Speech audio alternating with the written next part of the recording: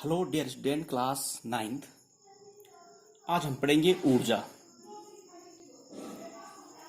यहाँ पे देखिए हमें भोजन से खालिस्तान बनने यहाँ पे तो ऊर्जा प्राप्त होती है। जब हम थक जाते हैं तो हमारे शरीर में ऊर्जा की कमी हो जाती है। ठीक है, गाड़ी के इंजन को चलाने के लिए ईंधन की आवश्यकता होती है। ईंधन से क्या मिलती है? उसको ऊर्जा मिलती है। ध्वनि भी एक प्रकार की ऊर्जा है।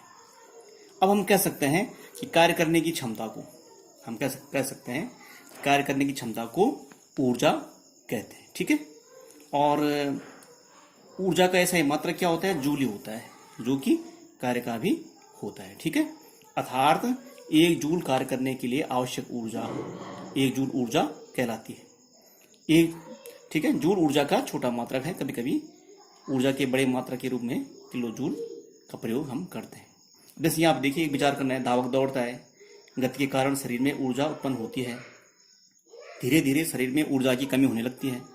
धावक थक जाता है, गला सूखने लगता है। पानी व भोजन से पुनः शरीर में स्फूर्ति उत्पन्न होती है। अर्थात ऊर्जा से क्या होती है? उसकी कार्य करने की क्षमता फिर विकसित हो जाती है। ठीक है, अर्थात भोजन से हमें क्या मिलती है? ऊर्जा मिलती है, और कार्य करने की क्षमता को ऊर्जा कहते हैं। अब यहाँ पे देखिए ऊर्जा के विभिन्न रूप। ऊर्जा के कई रूप होते हैं। जैसे यहाँ पे पहला है आपका स्थितिज ऊर्जा, इसको हम बोलते हैं काइनेटिक एनर्जी। जैसे गतिज ऊर्जा जैसे इसको हम बोलते हैं, जैसे दौड़ लगाना। स्थितिज ऊर्जा जैसे पानी से भरा टैंक। रासायनिक ऊर्जा जैसे माइटोकॉन्ड्रिया में एटीपी के रूप में संचित ऊर्जा। ऊष्मा ऊर्जा हीट एनर्जी, जैसे जलता हुआ हीटर। प्रकाश ऊर्जा कमरे में जलता हुआ बल्ब। ध्वनि ऊर्जा बजता हुआ ढोल। इसी प्रकार से ऊर्जा के अन्य उदाहरण है। और अब हम आज पढ़ेंगे जो मेन टॉपिक हमारा गतिज ऊर्जा यानी काइनेटिक एनर्जी। ठीक है, यहाँ पे देखो किसी वस्तु में उसकी गति के कारण उत्पन्न ऊर्जा गतिज ऊर्जा कहलाती है। उदाहरण, धावक में गतिज ऊर्जा होती है। ये धावक दौड़ रहे हैं। यहाँ पे उदाहरण देखिए, ये धावक में गतिज ऊर्जा होती है। चलता हुआ हथौड़ा हो गया, चलती हुई गाड़ी, गेंदबाज द्वारा खींची गई गेंद, चलता हुआ तीर, इन सब में क्या होती है? गतिज ऊर्जा होती है। ठीक है, ओके।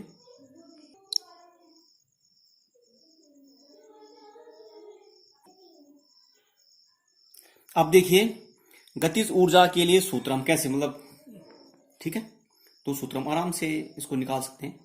देखो मान लीजिए यहाँ पे क्या है, एक ये यम द्रव्यमान की एक गेंद है। ये ठीक है, द्रव्यमान की एक गेंद है, और ये क्या करती है? ये माध्यम है, वायु माध्यम है। इसी तरफ इसको हम क्या करते हैं? गति करती है इसकी तरफ, वायु में प्रवेश करती है। ठीक है, लेकिन जो ये माध्यम है वायु, ये क्या करता है? ये जो माध्यम वायु है एफ, ये उसके गति का विरोध करता है, यानी कि विपरीत बल लगाता है इसकी तरफ। और फिर बॉल क्या होती है? धीरे धीरे उसकी गति में कमी होती है, अथवा मंदन शुरू होता है, और धीरे धीरे वो बी स्थिति पर रुक जाती है। अर्थात ये प्रारंभिक वेग था उसका, इस गेंद का। और ये द्रव्यमान में कितने किलो की है इसमें पदार्थ की मात्रा कितनी है। ठीक है, और जहां पे बी बिंदु पर जहां पे रुकती है, जिसको हम बोलेंगे अंतिम वेग। और जहां से वो प्रारंभ हुई और जहां तक गई, उसको हम बोलेंगे दूरी, यानी एस से उसको हम दिखाते हैं। तो ये हो गया। ठीक है, अब विपरीत बल, अब इसका सूत्र निकालते हैं। देखो, विपरीत बल एफ के प्रतिकूल दूरी एस तक जाने में वस्तु कुछ कार्य करती है।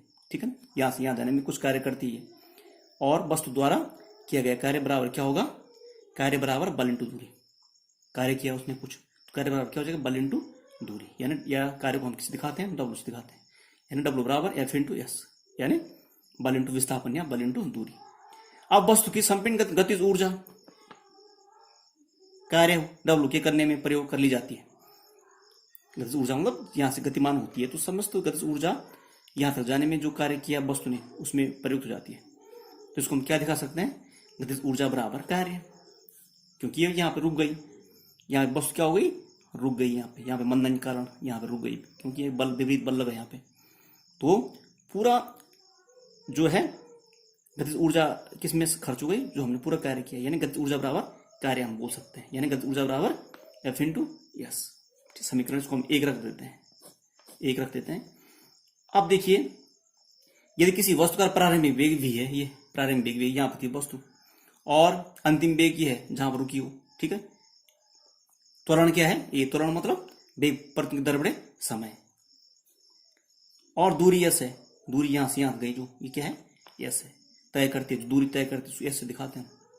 तो गति के तृतीय समीकरण के अनुसार, गति का तृतीय समीकरण है ये, कौन सा है, v स्क्वायर बराबर u स्क्वायर प्लस 2as, ठीक है। तो इसको हम कैसे दिखा सकते हैं, v स्क्वायर बराबर स्मॉल v स्क्वायर प्लस 2, कोई अंतर नहीं पड़ेगा क्योंकि ये क्या है, ये प्रारंभिक वेग यहाँ भी है, ये भी यहाँ प्रारंभिक वेग है, ये अंतिम वेग है, ये भी अंतिम वेग है, यानी अंतिम वेग, ये प्रारंभिक वेग, और ये त्वरण, और ये s का मतलब है दूरी। तो उपयुक्त उदाहरण से हमारे पास हम क्या कर सकते हैं, ये गति के द्वितीय समीकरण से इसको दिखा सकते हैं। अब आगे देखिए आप, वस्तु का प्रारंभिक वेग क्या है, स्मॉल v माना हुआ है हमने। वस्तु का अंतिम वेग कितना है, v, ये शून्य हो गया क्योंकि ये वस्तु रुक जाती है इसलिए शून्य हो गया। और त्वरण कितना है, -a, क्योंकि मंदन है इसमें, मंदन मतलब जो वस्तु है, जो गेंद थी वो धीरे धीरे उसकी जो गति है वो कम हो रही है, इसलिए मंदन -a में आएगा, ठीक है। और चली गई दूरी क्या, s। अब इन मूल्यों को समीकरण इसमें रखने पर कौन सा गति का समीकरण, कौन सा, v स्क्वायर बराबर v स्क्वायर प्लस 2as में रखने पर, ठीक है। तो v स्क्वायर कितना है, यानी अंतिम वेग जो था शून्य हो गया, तो शून्य स्क्वायर हो जाएगा बराबर v स्क्वायर, ठीक है। और ये माइनस हो जाएगा क्योंकि तुरंत क्या था, माइनस 2as हो गया। तो v स्क्वायर बराबर क्या हो जाएगा, 2as हो जाएगा, क्योंकि v स्क्वायर का हम यहाँ लाएंगे तो ये प्लस हो जाएगा, 2as हो जाएगा। इसको समीकरण 2 से हम दिखाते हैं, ठीक है। अब न्यूटन के गति के दूसरे नियम से, न्यूटन का गति का दूसरा नियम क्या है, बल बराबर द्रव्यमान इंटू त्वरण, या ए बराबर बल बटे द्रव्यमान, या किसके लिए दिखाते हैं हम, फोर्स के लिए, बल के लिए, या हम किसके लिए, द्रव्यमान के लिए किलोग्राम, और ए त्वरण के लिए वेग परिवर्तन की दर बटे समय। तो ए बराबर क्या हो जाएगा, बल बटे द्रव्यमान अर्थात अपॉन एम, ठीक है।